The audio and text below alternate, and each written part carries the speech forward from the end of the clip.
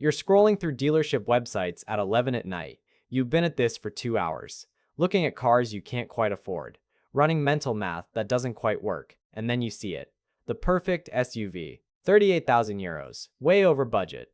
But then you notice the monthly payment calculator. You type in 84 months, 7 years. And suddenly, the number drops to 590 euros per month. That feels doable. That feels like freedom. You click submit on the financing application. Congratulations. You just signed up for automotive indentured servitude, and you're not alone. Millions of Europeans are falling into the exact same trap. Welcome to the car payment crisis nobody's talking about, where the average loan has quietly stretched from 3 years to 6 or 7, where you'll pay nearly twice the interest, and where you'll spend the better part of a decade underwater on a depreciating asset. This is the new normal, and it's designed to keep you broke. My name is Leo, and I've spent the past 9 years analyzing European consumer debt patterns and figuring out why people who make decent money still feel financially stuck. What I found is a trap so perfectly engineered that most people walk right into it without realizing what just happened. If you want to avoid becoming another statistic in Europe's growing car debt crisis, make sure to hit that subscribe button and give this video a thumbs up if it helps you dodge one of the most dangerous financial mistakes you can make in 2026. Here's what I'm going to show you. There are 4 major forces working together right now to push European consumers into longer and longer car loans. These forces feed off each other. They create a system where buying a car the way your parents did, with a 3-year loan and reasonable payments, feels almost impossible. But here's the thing, it's not impossible. It's just been reframed so effectively that you've accepted a new normal that would have seemed insane 20 years ago. And by the end of this video, you're going to see exactly how this trap works, why it's so profitable for everyone except you, and what you can do to avoid it completely. Let's start with the foundation. Because to understand where we are, you need to see how dramatically the math has shifted. Back in the 1960s and 70s, the average new car in Europe cost about 6 to 8 months of median household income. You could work from January to June, maybe August, save most of what you earned, and buy a car outright. Or you'd finance it for 2, maybe 3 years maximum. 36 months was considered a long loan. Most people did 24. The car would be paid off before it needed major repairs. You drive it for another 5 to 10 years payment-free. That was the normal cycle. Now look at 2026. The average new car in Europe costs between 35,000 and 40,000 euros. But median household income across the European Union ranges from about 20,000 euros annually in some countries to 50,000 plus in others. Let's take a middle ground, around 30,000 euros. That means the average car now costs 10 to 12 months of median income, not 6 to 8, 10 to 12. And here's where it gets worse. If you adjust for inflation, those 1960s cars should cost about 20,000 to 25,000 euros today. But they don't. They cost 35,000 to 40,000. That's a 40 to 60% premium over what inflation alone would predict. Now, modern cars are better, safer, more efficient, better technology. But your wages haven't increased 40 to 60% to match that premium. And it's not just cars. Rent has increased faster than income. Petrol costs more. Groceries cost more. Insurance costs more. Everything is taking a bigger slice of your paycheck. And on top of all that, new European Union regulations kicking in for 2026, things like Euro 7 emission standards and advanced safety requirements, are adding another 1,000 to 2,500 euros to the price of new cars. So what's the solution the industry came up with?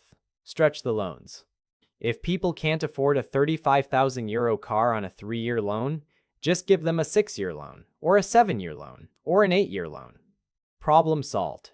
Except the problem isn't solved, it's just hidden inside a monthly payment that looks manageable until you do the actual math. And that brings us to the second force.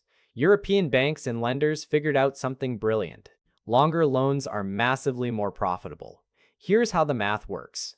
Most car loans in Europe are tied to Euribor, which right now sits around 2.25%, plus a lender margin of 3 to 5 percentage points.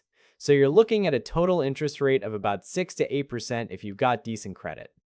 Let's use 7% for a clean example. You want to borrow 30,000 euros for a car. On a 36-month loan at 7% interest, your monthly payment is 927 euros. You'll pay 3,372 euros in total interest over the life of the loan. Now stretch that same 30,000 euro loan to 72 months. Your monthly payment drops to 502 euros. Feels way better, right? But now you're paying 6,144 euros in total interest. That's 2,772 euros more. An 82% increase in interest income for the lender. Same borrower, same car, just a longer timeline. Now multiply that across hundreds of thousands of car buyers every year. The profit is staggering. But here's the genius part. The longer the loan, the more likely you are to miss payments, which means late fees. The longer the loan, the more likely you are to be underwater, which means you can't refinance to a better rate. And the longer the loan, the more tempting it becomes to roll negative equity into your next car purchase, starting the whole cycle over again with even more debt. It's a machine. And it prints money for everyone except you. Now we get to the third force, and this is where the dealerships and manufacturers come in. Because they've learned to leverage these long loans to sell you more expensive cars than you can actually afford. Think about it. You walk into a dealership and tell them your budget is 400 euros per month. In the old world, with a 48-month loan, that gets you about a 24,000 euro car after a down payment. But the salesperson doesn't show you 24,000 euro cars. They show you the SUV, the one with the leather seats and the panoramic sunroof. 32,000 euros. And they say, don't worry, we can get you to 400 euros per month. How? 84 months. 7 years. Same monthly budget. Way more expensive car, which means higher profit margin for the dealer, higher commission for the salesperson. Everyone wins except you because you just committed to 7 years of payments on a car that'll be worth half what you paid for it in 3 years. But nobody talks about that part. They talk about the monthly payment. And the monthly payment feels doable. The incentives are completely misaligned. The dealer doesn't care if you're financially healthy in year 5. They care about hitting their sales quota this month. And here's the part that should make you angry. This shift happened gradually. 20 years ago, the average car loan in Europe was about 42 months. 10 years ago, it was about 50 months. Today, it's over 60 months. And loans of 72, 84, even 96 months are becoming common. The goalposts moved. And most people didn't even notice. You just accepted that car loans are longer now. But why? Why should it feel normal to finance a depreciating asset for 6 or 7 years? Why should the average car payment in European markets be approaching 500 to 600 euros per month? There's no good reason. It's just profitable. Now let's talk about the fourth force. And this one compounds everything I just said. Europeans are increasingly buying SUVs instead of sedans and hatchbacks. And that preference is adding 5,000 to 10,000 euros to the purchase price, plus an extra 200 to 300 euros per month in operating costs. 20 years ago, the best-selling cars in Europe were things like the Volkswagen Golf, the Ford Focus, the Toyota Corolla, practical hatchbacks and sedans. The Golf cost about 25,000 to 32,000 euros depending on trim. The Focus, about 24,000 to 30,000. The Corolla, 26,000 to 32,000. Today, the best sellers include compact SUVs, the Volkswagen T-Roc, the Nissan Qashqai, the Toyota RAV4. In November of 2025, the T-Roc was the third best-selling vehicle in Europe. Compact SUVs now make up 25 to 30% of the European car market. And here's the cost. The T-Roc starts at about 28,000 euros and goes up to 38,000. The Tiguan, Volkswagen's larger SUV, runs 32,000 to 45,000 euros. The Qashqai, 28,000 to 38,000. The RAV4, 35,000 to 48,000. So right off the bat, you're paying 5,000 to 10,000 euros more just for the SUV body style. But it doesn't stop there. SUVs use 15 to 25% more fuel than comparable hatchbacks. A Golf averages about 5 to 6 liters per 100 kilometers. A Tiguan, 7 to 8 liters per 100 kilometers. At €1.70 per liter, that difference adds 30 to 60 euros per month in fuel costs. Insurance on an SUV runs about 10 to 20% higher because they're more expensive to repair and replace. That's another 15 to 25 euros per month. Maintenance costs are also 15 to 20% higher. Add another 15 to 30 euros per month there. Let me give you a direct comparison. A Volkswagen Golf at 28,000 euros, financed over 72 months at 7% interest. Your payment is 468 euros per month. Add 130 euros for fuel, 70 euros for insurance, 80 euros for maintenance. Your total monthly cost is 748 euros. Now take a Volkswagen Tiguan at 38,000 euros. Same 72-month loan at 7%. Payment is 635 euros per month. Add 165 euros for fuel, 90 euros for insurance, 100 euros for maintenance.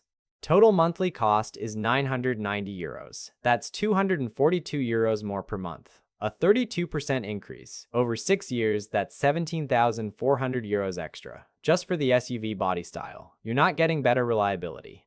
You're not getting dramatically better safety. You're getting a taller driving position and the illusion of ruggedness. And you're paying nearly the cost of another small car for that privilege. But here's where it gets even worse. That higher price forces you into longer loan terms. Because a 38,000 euro Tiguan on a 36-month loan at 7%. That's 1,168 euros per month. Most people can't swing that, so they stretch it to 60 months, or 72 months, which creates a deeper underwater position because the car is depreciating faster than you're paying down the loan. And it represents lifestyle inflation disguised as necessity. Nobody needs an SUV, you want one. And the industry has convinced you it's a smart family purchase when really it's a financial anchor. If you've made it this far, you're already ahead of 90% of people who just accept these trends without questioning them. But don't stop now. Because what comes next is where you learn how to actually protect yourself from this trap. Let's talk about what happens when you combine all four of these forces. You get millions of Europeans who are deeply underwater on car loans they can barely afford. A huge chunk of people bought cars during the pandemic when prices were marked up. 2020 through 2022. They paid 55,000 euros for an SUV that should have cost 45,000. Now, in 2024 and 2025, they still owe 40,000 euros on the loan, but the car is only worth 30,000 euros on the used market.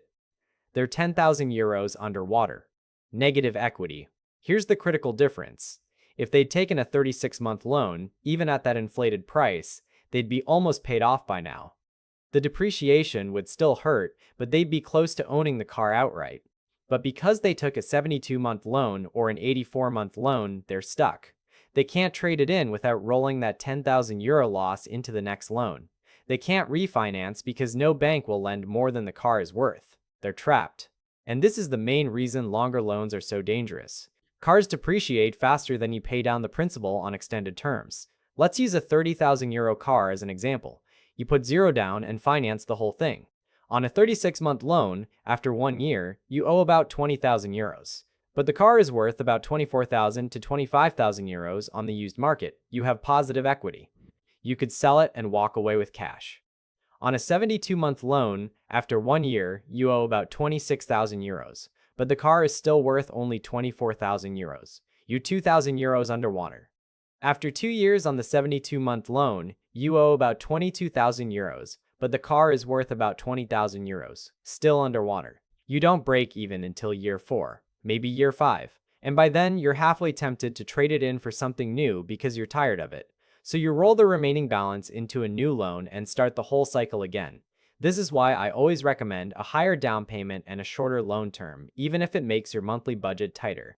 Because the financial flexibility of positive equity is worth way more than a lower monthly payment. Now let me show you what this actually costs in real terms. Let's go back to that Volkswagen Golf example. 28,000 euros. You decide to do this the smart way. You put 20% down. That's 5,600 euros. You finance 22,400 euros over 36 months at 7% interest. Your monthly payment is 693 euros. Total interest paid over the life of the loan is 2,548 euros. Now let's add in the other costs. Petrol, 120 to 150 euros per month. Maintenance, 80 to 100 euros per month. Insurance, 60 to 120 euros per month depending on your country and driving record. Total monthly cost, 950 to 1,065 euros. Yes, that's a lot. But here's the magic. After 36 months, the loan is paid off. Now your monthly cost drops to just petrol, maintenance, and insurance. 300 to 350 euros per month. No payment. Over 6 years total, here's what you spent. 24,948 euros in loan payments. About 27,000 to 30,000 euros in fuel, maintenance, and insurance. Total cost of ownership, about 51,000 to 55,000 euros. But at the end of 6 years, you own a car that's worth about 15,000 to 16,000 euros. So your true net cost is about 35,000 to 39,000 euros over 6 years of driving. Now compare that to the 72-month loan. Your payment is only 375 euros per month. Sounds better. But you pay 4,600 euros in total interest instead of 2,548. That's an extra 20,052 euros. And here's the critical difference. With the 36-month loan, you have 3 years, years 4 through 6, with no car payment.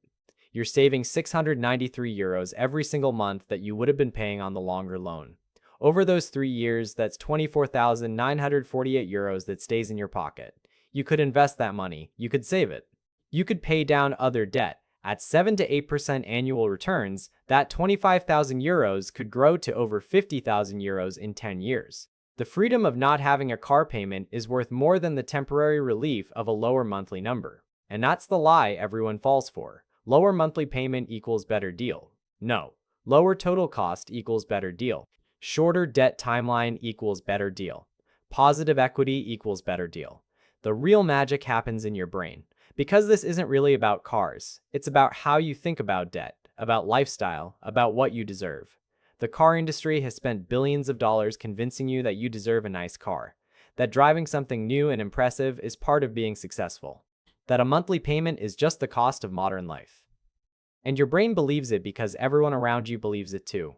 Your neighbor has a BMW, your coworker just got an Audi, your friend is posting photos in front of a new SUV, so you feel behind. You feel like you should upgrade too. This is survival mode thinking. When you're in survival mode, you make short-term decisions to alleviate immediate discomfort. You feel bad about your old car, so you finance a new one to feel better now. But growth mode thinking looks different. Growth mode asks, what decision sets me up best for the next 10 years, not the next 10 minutes? And the answer is almost never a 7-year car loan on a depreciating asset. Here's a hard truth that might sting a little. If you can't afford a car on a 3-year loan, you can't afford that car, period. The fact that a dealership will give you an 8-year loan doesn't mean you can afford it. It means they're willing to profit off your inability to afford it. That's not the same thing, and I know this isn't what you want to hear. I know you want me to tell you there's some hack or some trick that makes the expensive SUV affordable. There isn't. The hack is buying less car. The trick is patience and discipline. Now let me tie all of this together, because when you see how these pieces connect, everything changes. You got 4 forces working in perfect harmony. Wages haven't kept up with car prices, so people can't afford cars the traditional way. Banks realized longer loans make them more money, so they started offering 6 and 7-year terms. Dealers realized they could use those longer loans to upsell customers into more expensive vehicles. And the market shifted toward SUVs, which are even more expensive and costly to operate. Each force amplifies the others, and the result is millions of Europeans trapped in car debt that will take the better part of a decade to pay off. Debt on assets that lose value every single year. But here's what you can do instead. 5 strategies for 2026 that will keep you out of this trap entirely. First, think total cost, not monthly payment. Take your realistic monthly car budget and multiply it by 36 months. That's the maximum loan you should take. Subtract whatever down payment you have. That's your target car price. So if you can afford 400 euros per month, that's 14,400 euros over 36 months. Subtract a down payment of 2,500 euros, and you're looking at an 11,900 to 12,000 euro car. Yes, that keeps you in the used market. Good, that's the point. It shows you what you can actually afford, and it keeps you in hatchback and sedan territory, avoiding the SUV trap entirely. Second, choose cars with low maintenance and insurance costs. Do your research on total cost of ownership, not just purchase price. Insurance rates vary dramatically by country and by car model. Japanese brands like Toyota, Honda, Mazda, and certain European brands like Skoda, Seat, Dacia tend to have better reliability and lower repair costs. And fuel efficiency matters a lot in Europe, where petrol costs €1.50 to €2 per liter or more. A hatchback uses 15 to 25% less fuel than an SUV. Over 6 years, that difference alone could save you €5,000. Add in the lower purchase price and insurance, and you're looking at €17,000 or more saved just by resisting the SUV trend. Third, follow a modified 24-10 rule. Put 20% down to reduce the amount you're financing and the interest you'll pay. Finance for a maximum of 4 years, 48 months, but preferably 36 months. And keep your total transportation costs under 10% of your gross monthly income. So if you make 40,000 euros per year, that's about 3,300 euros per month gross. Your car payment, insurance, fuel, and maintenance combined should stay under 330 euros per month. I know that sounds restrictive, but it's what provides financial security and flexibility. In expensive markets like Switzerland, Norway, or Denmark, you might need to push that to 12 or 15%. But the priority is still the shortest loan you can manage. Fourth, commit to keeping the car for 10 plus years. Here's the real wealth building strategy. Buy a car that's about 3 years old. It's already taken the steepest depreciation hit, but it's still reliable and safe. Finance it for 36 to 48 months maximum. Pay it off, then drive it for another 7 to 10 years payment free. Let's say you buy a 2023 Golf in 2026 for 20,000 euros. You finance it over 36 months. By 2029, it's paid off. You drive it until 2037 or beyond. Compare that to buying a new 35,000 euro car every 5 years. In the first scenario, you're payment free for most of the time. In the second scenario, you're never without a payment. You're perpetually in debt. The biggest wealth building tool in car ownership is the years you spend without a car payment. Maximize those years. Fifth, avoid the perpetual payment trap. Never ever trade in a car while you still owe money on it unless you're in positive equity.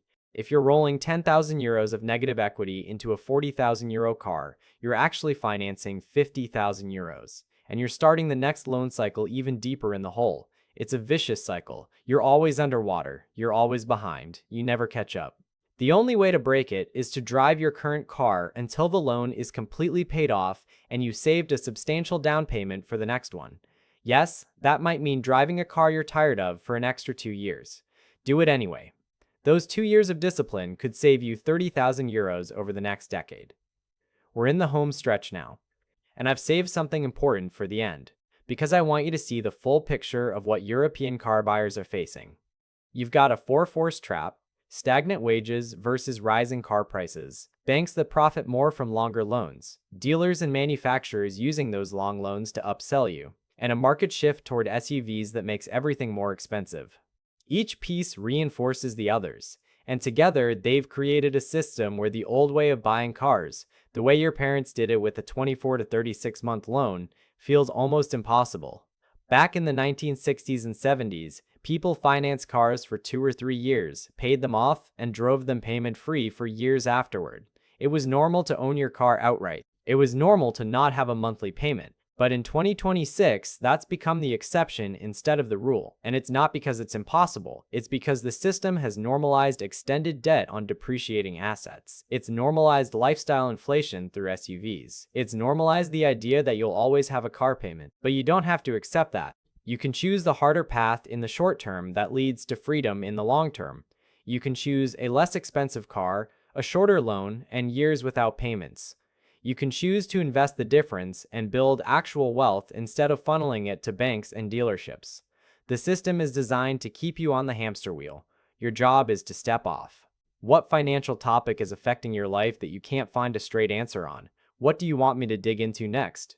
Mortgages, taxes, investing in Europe, inflation? Let me know in the comments. That's what this channel is for.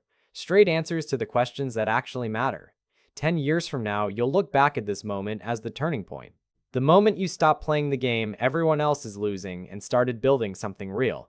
The moment you chose freedom over appearances.